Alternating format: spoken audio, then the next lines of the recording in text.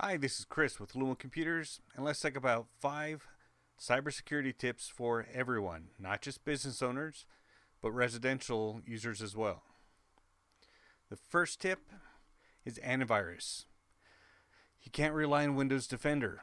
Windows Defender is built into Windows and suffers the same problems that Windows itself has. If Windows was difficult to hack, I wouldn't get so much work. And if Windows Defender actually did its job, I wouldn't get so much work. So let's talk about the elements that you need to look for when choosing an antivirus. Number one, it needs to be paid. If you download the free version of a popular antivirus, they're not going to give you everything.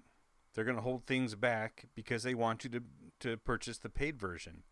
So there are going to be security flaws. It'll do some basic tasks, probably better than Windows Defender, but if you don't have the full version, you're missing out. Number two, choose an antivirus that's brand name.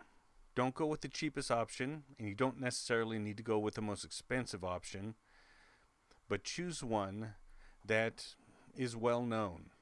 So we're talking WebRoot, Bitdefender, McAfee, things like that. Number three, it needs to be self-updating. Most antiviruses work off a library of what viruses look like. And before you open a file, or while the file is opening, it compares that file against known viruses or known virus types, and that's how it detects them. But if you forget to update, you're going to be missing out, and your antivirus might not be able to detect that virus you just downloaded. So don't leave it to chance. Find a virus that at least claims to be always up to date, that you don't have to run updates on, you don't have to remember. If your computer is off and turns back on, it automatically updates because you don't want to be left hanging in the wind. Number two, develop a healthy suspicion.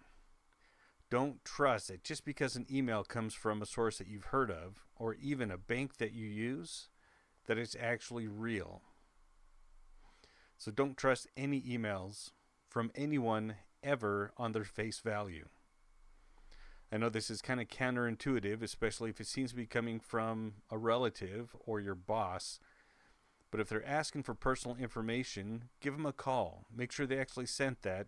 Make sure they're actually looking for that information. Also, never trust unknown websites. If you go to a website and all of a sudden you see on your screen, oh no, your computer is infected with the virus, please call Microsoft. Well, first of all, Microsoft does not care if your computer gets a virus. They have no way of detecting it, and they're not going to ask you to call them, ever. Usually this happens when you mistype, let's say Facebook. You put too many A's in it. So faacebook.com, something like that. Hackers will purchase those sites, copy Facebook's login page, and try to get you to enter your information. And never trust unsolicited phone calls. If someone calls you and says they're from Microsoft or they're from McAfee or anywhere else saying you have a computer virus, that's not real. It's 100% of the time not real. It's fake. It's phony. Block that number. And hang up on them. Don't give them any information. Okay, these antivirus companies don't have a way to detect if your computer has a virus, and they're not going to call you. They don't have the personnel for that. Tip number 3 is use two-factor authentication. Yes, I know it's extra work. It's an extra step you have to take. You have to keep your phone handy whenever you log into a website, but it only takes a few minutes to set up the first time. And once you do it the first time, every time after that, it gets easier because you're familiar with it. It's worth learning how to do it the first time. Also, once you do it on your first website, you already have the app that's required on your phone. And you have to have a smartphone for this. If you don't have a smartphone, you're behind the curve. If all you have is a desk phone, you're missing out on some really cool security measures that you can take. And the best part is, once you have two-factor authentication set up, if a hacker does somehow get a hold of your password, they still need your phone, your physical device, to get in.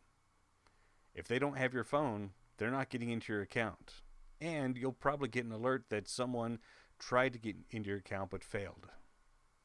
So two-factor authentication is extremely important. Next tip is strong passwords. I know everybody hates passwords. Everybody hates password requirements where they have to be long, they have to be complicated, but it's worth it. It takes a few seconds to decipher a password for a hacker to guess a password if it only contains numbers or lowercase characters or uppercase characters. So passwords should be at least 12 characters long. And I know that sounds really complicated, but you can use a phrase as well.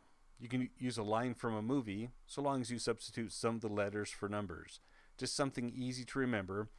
Or if you have trouble remembering, get yourself a little notebook, put all your passwords in there. Notebooks are, I think they're inconvenient, but really they're hack-proof. Someone would have to break into your business or break into your home in order to get your password. And if that happens, you got bigger problems.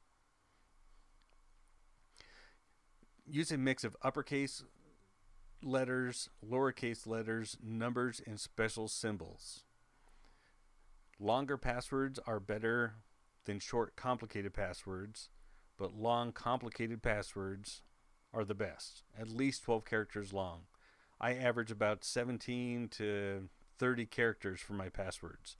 And I use phrases, but I change some of the letters to numbers, and I add a couple special symbols in there.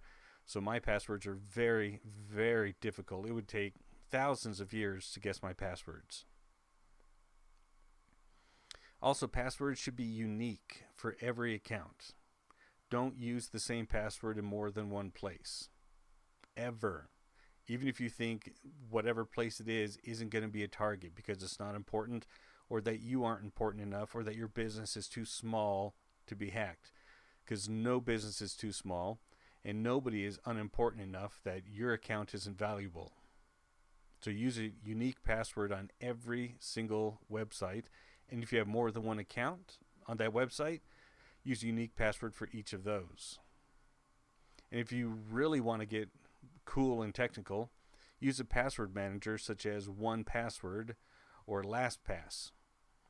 Then you can have super long, super complicated passwords, and you never have to remember them. You just have to remember one master password, which also should be at least 12 characters long. But it can fill in that long, complicated password for you. And also, don't use any personal info, such as the name of your pet. Don't use birthdays. Don't use anniversary dates. Don't use the name of your business in your business account. And please don't use the word password. As a matter of fact, most websites won't let you use it. But if you think I'll just add like password 1234 exclamation point, that's a common password. So make sure they're long, they're unique, and that they contain a mix of characters, and that'll set you up really good for security. Software updates. Update your operating system whenever it needs to be updated. But also update all of your software, such as your web browser. Make sure that's updated. Make sure Adobe is updated. Make sure every single piece of software that you use, including Microsoft Office, is updated. Sometimes antivirus doesn't keep up with individual software updates. So if a flaw is discovered in, let's say, Microsoft Word that will allow a hacker to take control of your computer, Microsoft might be the first company to recognize it and release a patch for it. But if you don't update, you don't get that patch. And if the antivirus hasn't already seen it coming and prepared for it, you're gonna get hacked. It's just a matter of time. So make sure everything is updated all the time. If you have any more questions about what you can do in your specific environment to protect your computers or your business computers, give me a call. Go to lumocomputers.com and I'll be happy to help.